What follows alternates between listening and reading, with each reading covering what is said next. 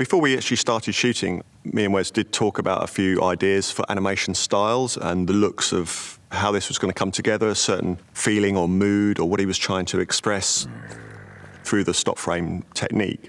And we went through a few ideas, but one specifically was Peter and the Wolf, which is a short film by Susie Templeton. It's a beautifully made, handcrafted film which incorporates animals and humans. And I think that was quite a good influence and a good pointer for us as well when we were developing the look for the animation, also the puppets, the style of it. Ignore that dog. He's got snout fever. Just please follow us.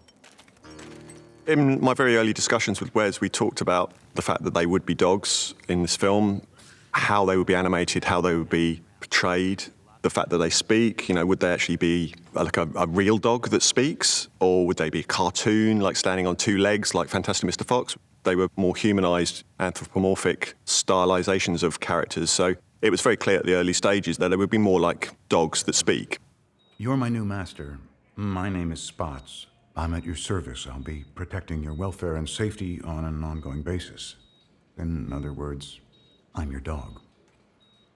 And because of that, actually coming up with an idea of how the dogs and the humans would actually move and behave was sort of quite a key thing that we talked about at a very early stage in the production.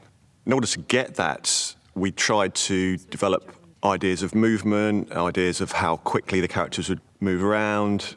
And that came out of some testing that we did. We also tried to bring in actual, like, real dogs, which we filmed for reference, so the animators could have something to base their animation on. And obviously part of my job is to oversee that and make sure that that is happening and it's being done to what Wes requires out of those performances. I wouldn't drink that if I were you. It's full of toxic chemicals. How do you know? Because my sister-in-law drank it and her tongue turned black.